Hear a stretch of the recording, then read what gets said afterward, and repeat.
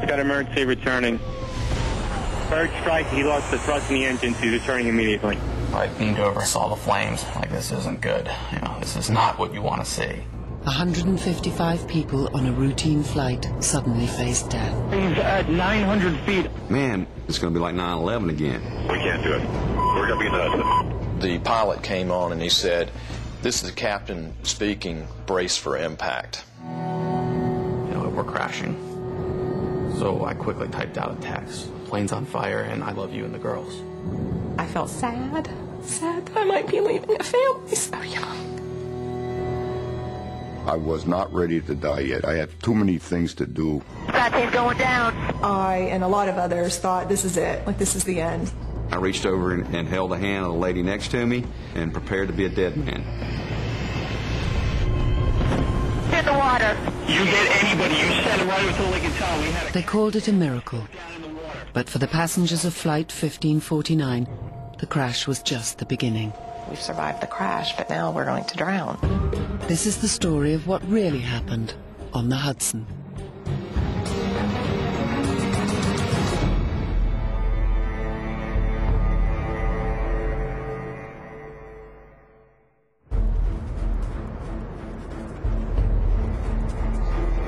Tonight, otherwise breezy, bitterly cold overnight, a low down to 8 degrees. Sunshine tomorrow, but windy and very cold. New York City, Thursday, the 15th of January.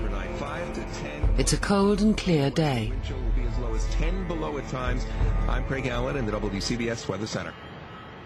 At the city's second airport, LaGuardia, an Airbus A320 is being prepped for a routine flight to Charlotte, North Carolina.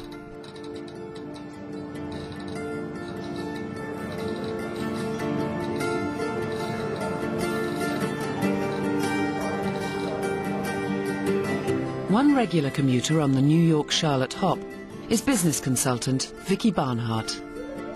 She makes the 4-hour return plane trip every week, leaving her husband Mike to look after their children, Michael 4 and Samantha 8. I was excited and I was looking forward to getting back home. My daughter had been working hard all week to get all of her homework done so that she could spend time with me Thursday evening when I got home.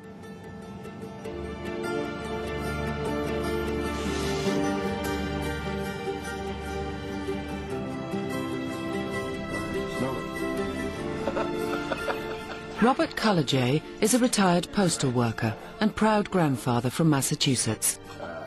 He's heading south for a holiday with his 31-year-old son, Jeff. My dad's just a cool guy, you know. I just think of him as a friend. Jeff is more of a best friend than a son because we've done everything as a family together all our lives. Star. It's really hard to explain. I mean, it's a total bond.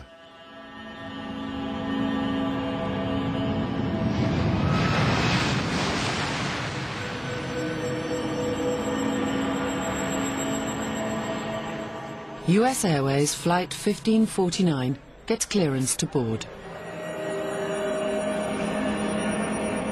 But when father and son, Rob and Jeff Cullajay, check in, there's a hitch. The flight is almost full. Rob is assigned a seat in row 6, but Jeff has to sit separately, near the back of the plane. Last minute flight, we couldn't sit together. And Jeff, my son, ended up in seat 24.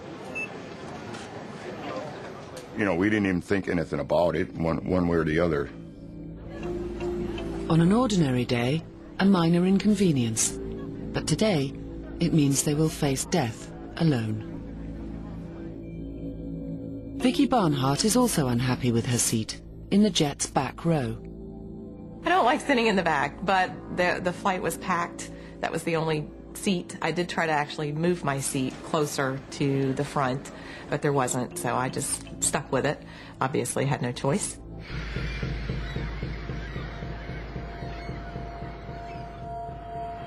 Ground Texas 1549, spot 28 taxi, please.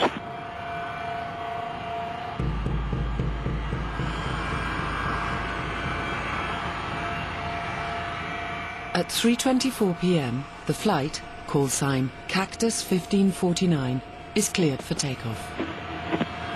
Cactus 1549 is squawking 7134, and we're runway 360 at 5,000. Okay, 1549, water clearance. Read back correct, ground point 7, verify information, Papa. We have Papa, thank you, Cactus. The Airbus A320 takes off from LaGuardia's northeast runway. It weighs 66 tons, and its two engines have a combined thrust of over 40,000 horsepower. There are 155 passengers and crew on board.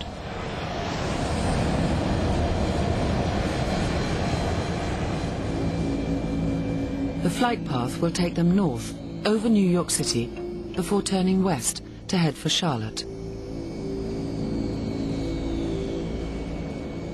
The flight is scheduled to take 2 hours. It will actually last less than 6 minutes. There was nothing going on this flight to make me think that it was anything other than a flight I'd probably get on and probably sleep. Flying at over 250 miles per hour, the plane climbs over the densely populated Bronx.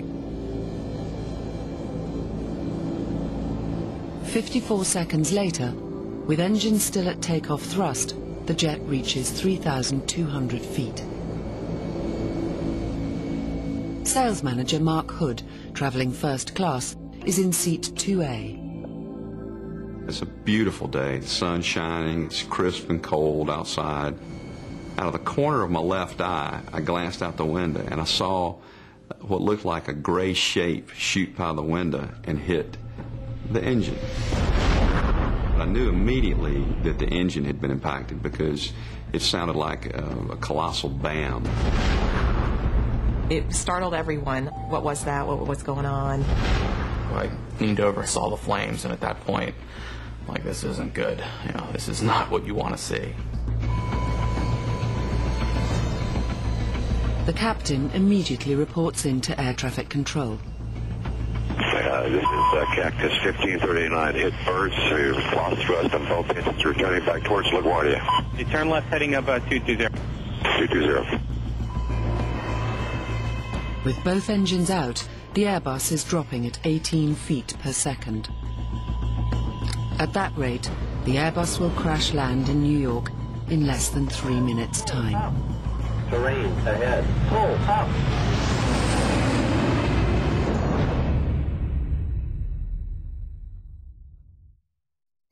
Crew's got emergency returning. 1529. He bird strike. He lost all engine. He lost the thrust in the engine. He's returning immediately. An Airbus A320 with 155 people on board is coming down over New York City after a massive bird strike took out both engines.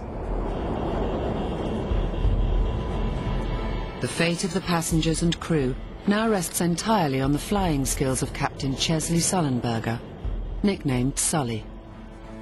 Married with 2 daughters, he is 58 years old, just 7 years from retirement.